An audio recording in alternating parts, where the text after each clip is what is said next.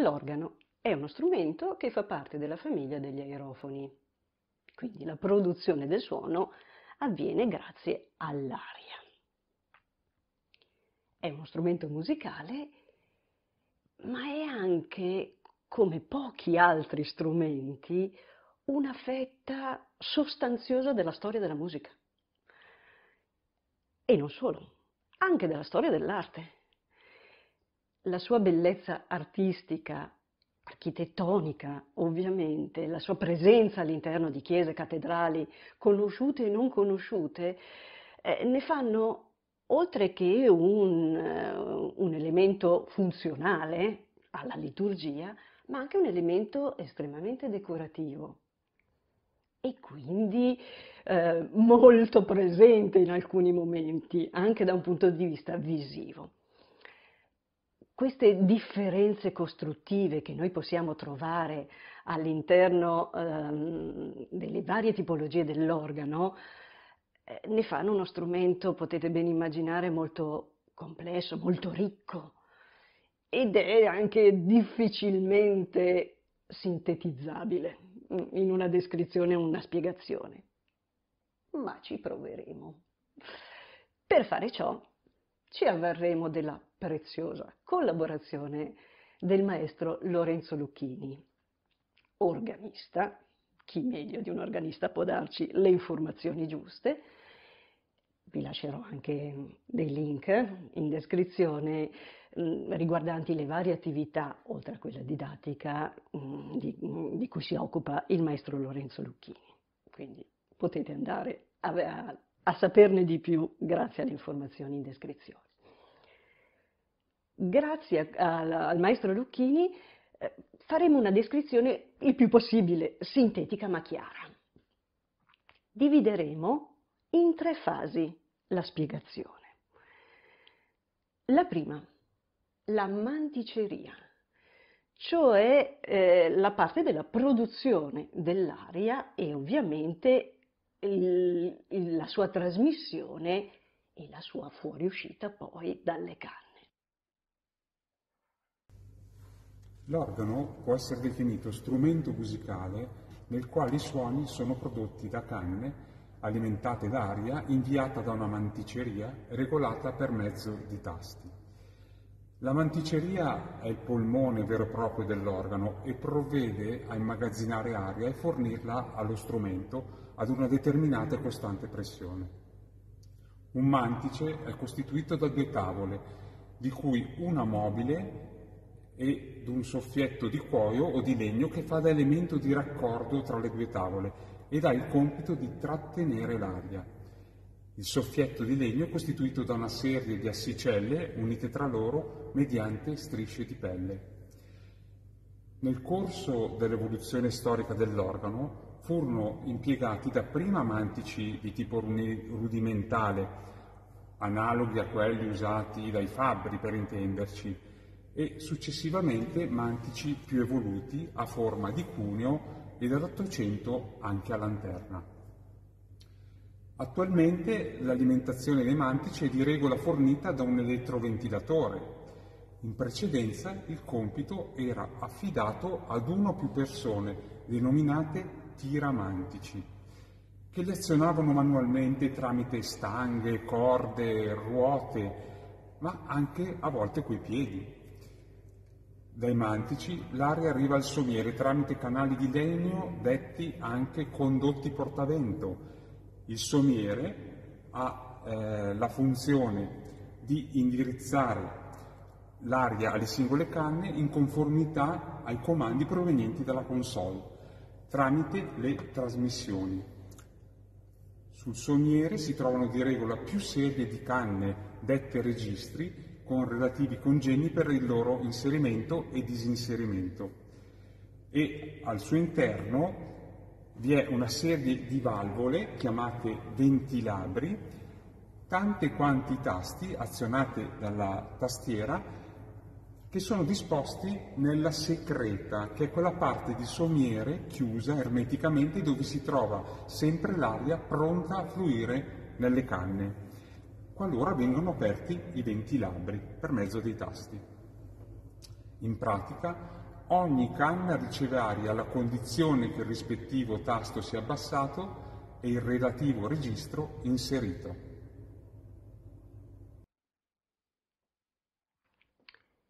Dedichiamoci ora a un'altra parte dello strumento, a quella dove l'esecutore interviene fisicamente, quindi quella che è la console sostanzialmente, e anche un po' anche dietro le quinte della console.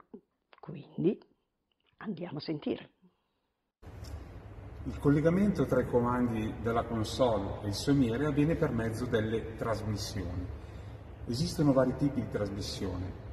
Una delle più diffuse è quella meccanica, nella quale il collegamento avviene direttamente per mezzo di un sistema di tiranti, leve, squadre, assi rotanti, detto catenacciatura. Quando si abbassa un tasto, il dito dell'organista è in collegamento con il rispettivo ventilabro. Questo contatto diretto gli permette di controllare la modalità di pronuncia della canna, perché aprendo velocemente o in modo lento la valvola, anche l'aria ha un comportamento diverso prima di arrivare alla canna e quindi l'attacco del suono è influenzato da come giunge l'aria, così come il modo di rilasciare il tasto incide sullo stacco del suono. Questo rende la trasmissione meccanica molto sensibile ed è fondamentale affinché l'organista possa dare maggiore espressività alla musica e all'interpretazione musicale. Riguardo alla tastiera, inizialmente l'estensione era limitata e andò man mano aumentando. Verso la metà del XV secolo essa raggiunse spesso le 4 ottave ed i tasti, che in origine erano a forma di grande leva, si fissarono nella forma ancora oggi in uso. Il numero delle tastiere degli organi può variare da 1 a 5 e ognuna corrisponde di regola ad un particolare corpo sonoro dell'organo. In Italia abbiamo sempre avuto organi ad 1 o 2 tastiere, raramente a 3. Nel XIV secolo invece iniziarono le prime testimonianze sulla pedaliera. Infatti la prima risale al 1379 e siamo a Firenze nella chiesa di Santa Annunziata. Facendo un confronto con altri paesi, mentre in Germania la pedaliera è considerata come una tastiera da usarsi coi piedi, con un ruolo musicale pari a quello dei manuali e con registri indipendenti, in Italia il pedale ha quasi sempre avuto una funzione di sostegno armonico, non presentando quindi registri propri, ma richiamando meccanicamente le note della parte grave della tastiera. Dal 1640 subentrò poi il primo registro pensato appositamente per i pedali, i contrabbassi, costituito da grandi canne in legno, e successivamente nell'Ottocento vennero introdotti anche in Italia altri registri esclusivamente riservati alla pedaliera. È interessante notare quindi come nella letteratura antica italiana, ma anche in quella spagnola, francese e pure inglese, la parte riservata al pedale solitamente non fosse indicata nello spartito, a differenza invece di quello che accadeva in area tedesca, dove le pedaliere erano anche più estese.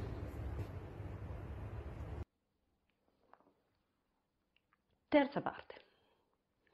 Se la prima, la manticeria, era il polmone dello strumento, adesso arriviamo alla voce, anzi alle voci, quindi le canne, e ovviamente riprendendo anche quello che è il discorso dei registri.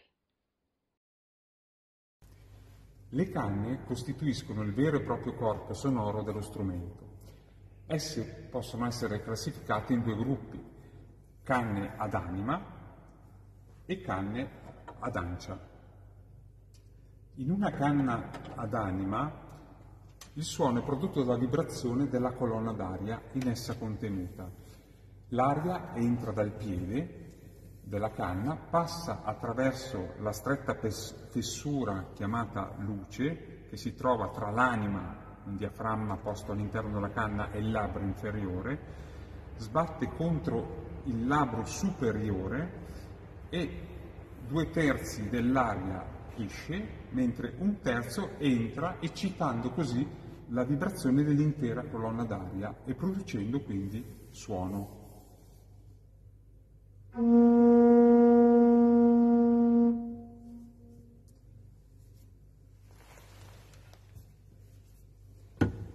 Nella canna ad ancia, invece, la vibrazione è prodotta da una sottile linguetta metallica, l'ancia, appunto, racchiusa in un apposito piede. L'ancia è incastrata all'estremità del canaletto e batte contro i bordi del canaletto, quindi è per questo che vengono chiamate ance battenti.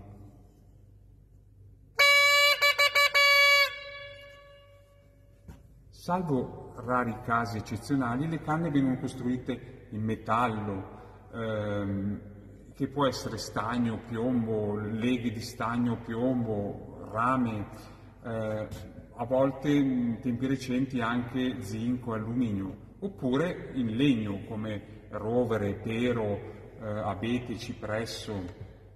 Per l'ancia invece di solito viene utilizzato l'ottone e lo stesso anche per il canaletto.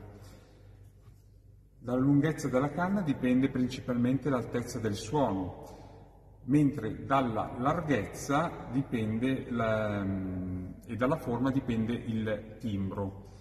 Di canne di media larghezza sono costituiti il registro principale,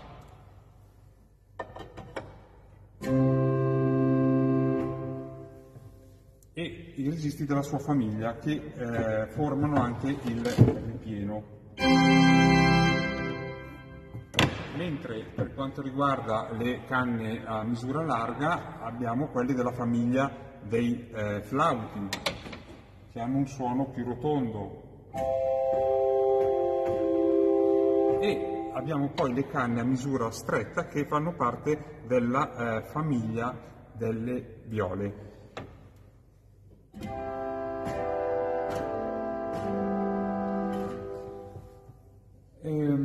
Oltre che cilindriche o se di legno a sezione rettangolare, le canne possono avere anche altre forme. Possono essere ad esempio coniche, a imbuto, a camino. Questa diversità fa sì che ogni tipologia di canna produca un suono diverso, e selezionando di volta in volta il registro o la combinazione di registri da far suonare, l'organista può variare il timbro complessivo e il volume di suono dello strumento.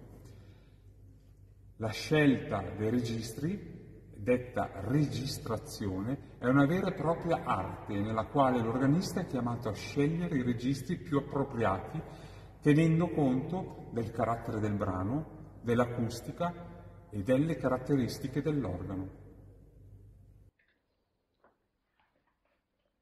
Allora, adesso tutto quello che c'è stato ampiamente descritto dal maestro Lorenzo Lucchini, trasformiamolo in musica, in suono, sempre grazie allo stesso maestro.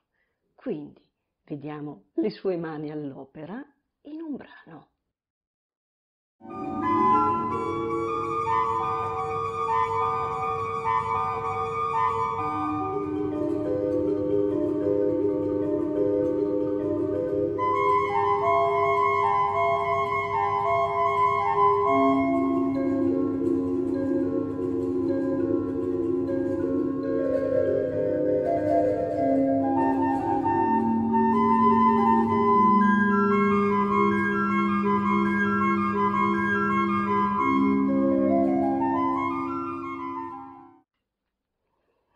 Questo era un frammento di un Capriccio sopra il cucù di Kerl. Siamo nel 1600 e l'organo, le mani sull'organo che avete visto, è proprio un organo di quel periodo. Quindi siamo perfettamente inseriti in questo luogo e in questo periodo. Ed è un brano che avete sentito scorre gradevolmente, piacevolmente, in questa visione dell'esecuzione del verso dell'animale più rappresentato in musica in assoluto. Quindi abbiamo parlato della voce, l'abbiamo sentita in questo esempio, proseguiamo ascoltando esempi. Ad esempio, qui sentiamolo subito senza dirvi neanche che cos'è.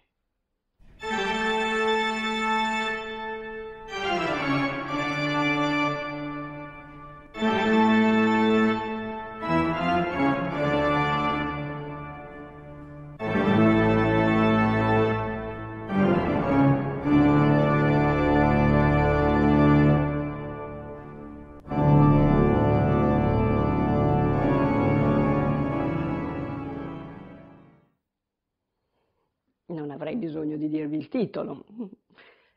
La toccata e fuga in re minore di Bach forse possiamo dire che è l'aspetto più scontato legato all'organo. Bach è un monumento in assoluto ed è anche un monumento per l'organo. E questo brano, quello che ne abbiamo sentito ovviamente solo l'inizio della toccata, è quello che uno proprio immediatamente abbina allo strumento. Bello, classico, immediato. Ma facciamo anche qualche esempio un po' diverso. Anche qui, prima ve lo faccio sentire e poi vi dico che cos'è.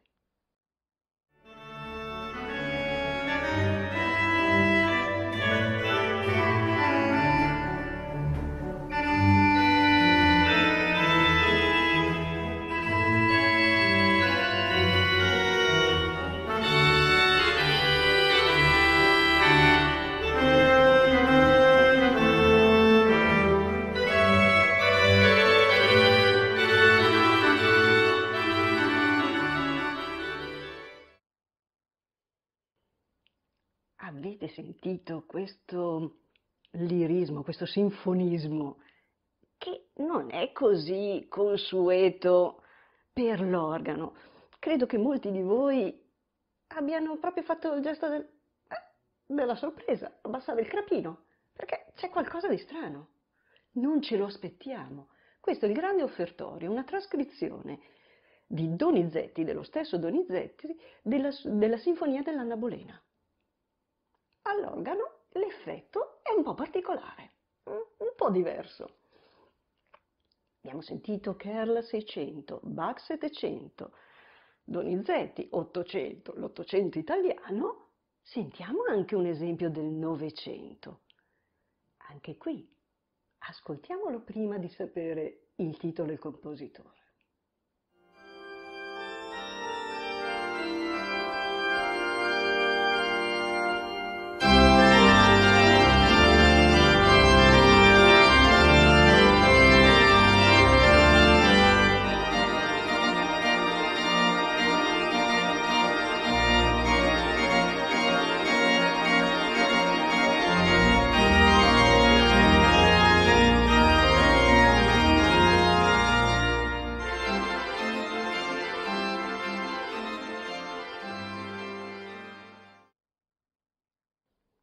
Questo era Litanie di Jean Alain, un organista e compositore del Novecento, del 1900.